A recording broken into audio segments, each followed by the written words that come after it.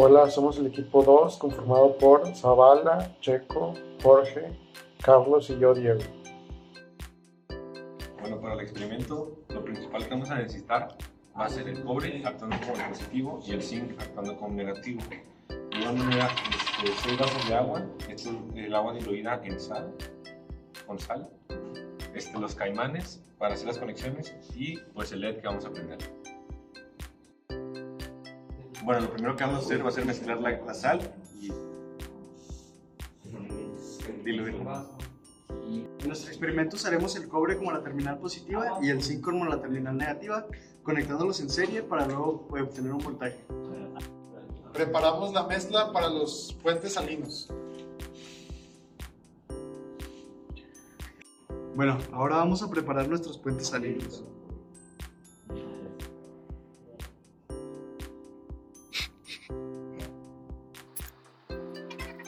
Bueno, ahora vamos a hacer la conexión donde vamos a ocupar el cobre como el positivo y el aluminio como el negativo. Cada celda nos produce aproximadamente 0.42 volts. Esto no es suficiente para prender un LED, por eso los conectaremos en serie para obtener más voltaje.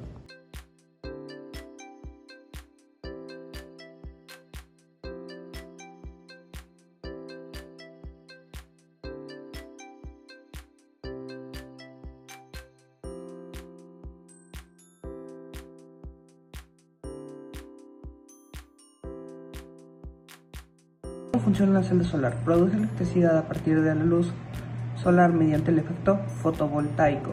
Está construida principalmente de silicio, uno de los materiales semiconductores. El silicio se procesa químicamente para obtener dos capas, una tipo N con un exceso de electrones con carga negativa y otra tipo P con una definición de electrones o huecos con carga positiva. En la unión de ambas capas se genera un campo eléctrico interno. Cuando la luz compuesta por partículas llamadas fotones ilumina la celda, algunos de estos fotones transfieren su energía a los elementos del silicio. Esta energía permite que los electrones tengan suficiente energía para liberarse de los átomos, produciendo pares electrón-hueco.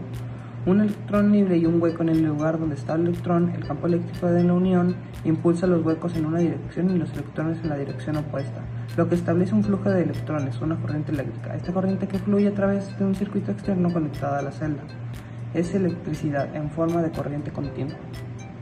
¿Cómo funciona una celda galvánica?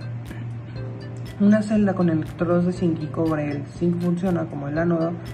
El zinc metálico se oxida, dona electrones y pasa al estado del ion zinc 2+, lo cual lo libera al exterior. Los electrones generados son conducidos al cátodo a través de un conductor externo como un cable. En el cátodo, que en este caso es el electrodo de cobre, los iones Q2+, presentan en la solución, reciben los electrodos y se reducen depositándose como cobre metálico sobre el electrodo. ¿Cómo funciona una celda de combustible? Una celda de combustible es un depósito electroquímico que convierte de forma directa la energía química de un combustible, como el hidrógeno, y un agente oxidante, como el oxígeno, en energía eléctrica, agua y a menudo calor, mediante una reacción redox. A diferencia de las baterías, una celda de combustible no se descarga ni necesita recargarse. Genera electricidad mientras se le suministra combustible y oxígeno. ¿Cuáles son las ventajas y desventajas e impacto ambiental de cada una de estas celdas? Celdas galvánicas. Ventajas: genera electricidad de manera espontánea mediante reacción redox. Diseño simple y de bajo costo para aplicaciones pequeñas, portátiles y muy usados en dispositivos electrónicos, fácil de almacenar hasta su uso. Desventaja: vida útil limitada. Desecho químico. No recargables, a menudo que sean diseñadas para baterías recargables. Baja eficiencia comparado con otras tecnologías para aplicaciones grandes. Celda de combustible. Ventajas: alta eficiencia energética, bajas emisiones contaminantes, funcionamiento continuo mientras se suministre combustible y oxígeno, silenciosas y presión suave, aplicable en vehículos, sistemas de respaldos y generación estacionaria. Desventajas: costo elevado, infraestructura limitada para suministros de hidrógeno.